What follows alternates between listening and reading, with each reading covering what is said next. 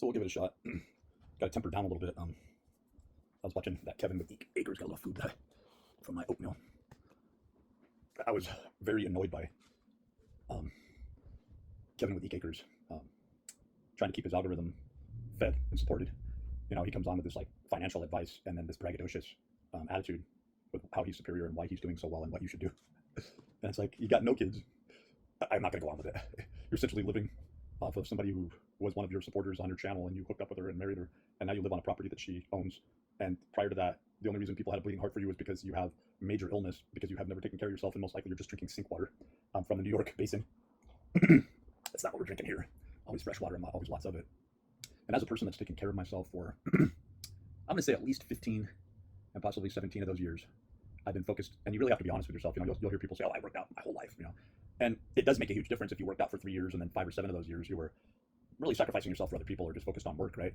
It takes a lot of due diligence to sort of circumpunct back to the geographical place or the location of what isn't the most opulent surroundings, but usually there's a big pile of weights or a pull-up dip bar or enough resources to be able to focus on your health and walk and do some push-ups and things like this, right? And it always takes a sacrifice. When you're putting your health first, there's always a sacrifice. And this is the thing that eludes most people. And I've said it, and I've lost some people, but I think that the majority of people go away and who unsubscribe from my channel because there's too much truth. They begin to look at what's circulating around, and I think a lot of people come back. I could be wrong. Particularly when I sound misogynistic and I'm talking about the fact that I'm male and I'm not allowed to be or express my maleness, and I'm not talking about a toxic masculinity, but in total truth and honesty, much like when I've talked about Kevin and any other male who's trying to express himself, at first it's going to come out very toxic. It's going to come out as a machismo because there is such a deception in what raw, linear maleness and its attributions really are, how that looks on display. That it's not just an appearance. It is an appearance morphologically brought about by the discourse and the behavior of the male attributes that really what the witch, the female, the feminine takes on as strength. She is in fact employing and exercising a male component. She's being a proponent to the male ideology. In working out, in placing business first, and learning to sort of shunt or stave off of certain people, ideologies, behaviors, that is feeling sorry for other people and really getting conned, right? And I suppose that's what I'm talking about here, is that social media as a whole has really brought the whole deception of sales and what it means as the con artist to fully deploy their working, right? That it is a working, that it is a tactic for survival. And ultimately, if you just shoot for mere survival, you're going to miss the mark of just surviving at all, because you have to aspire for the whole chunk, the 100%, just to get 10% of it, right? You have to shoot for every damn apple on the tree just to walk away with a few apples.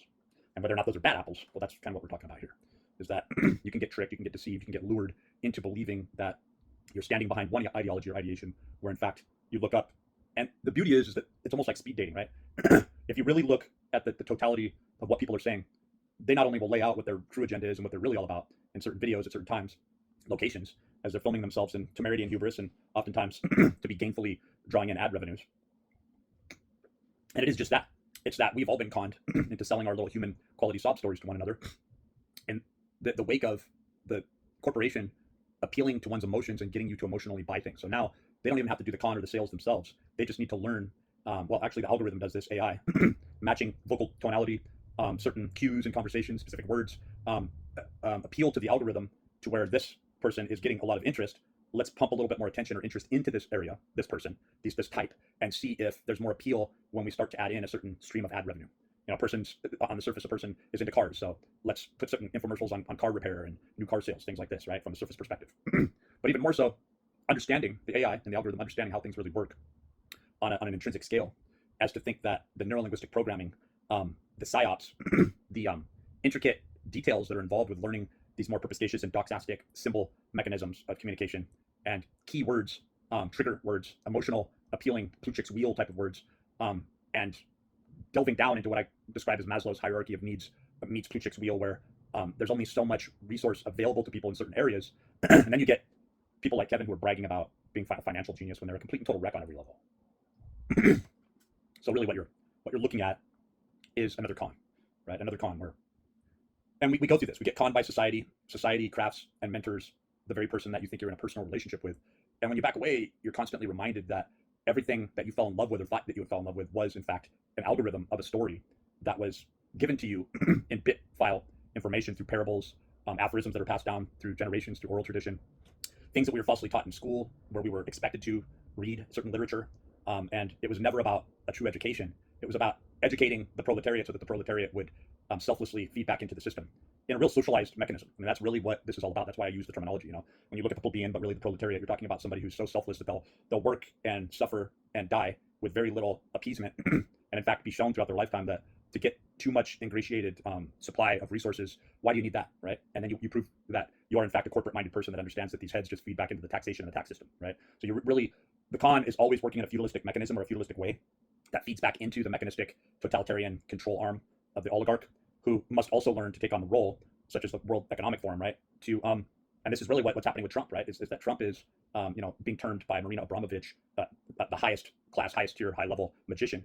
Then you get into the Druid, the Freemasons, the Knights Templar, and really what's happening there is it's always to meet a need. You have to prove yourself through acquisitionable measure and means, that is by your behavior and what you amass throughout a lifetime and what you focus on, how much energy you put into a particular subject or area, that you are highly qualified and that you can now sell other people on the indoctrination that will feed a certain mechanistic control of that particular arm or wing back into the feudalistic system, right? So when somebody is aware of all this and how all this works and how it all really does feed back into a central entity or a central figure, you begin to see why these operations, these covert operations, such as these rituals that provisionally supply an arterial networking energetics need or entropy that feed back into and through this control wing, this occulted moonchild ritualization of taking creating a psyop, giving it a heartbeat, and giving it a life, and yet having it walk through as a virus of a codified networking system, so that it, like Charlie Kirk, unknowingly is trained and walks through the fire, so to speak, the Promethean fire, only to realize that you aren't really a human, Pinocchio.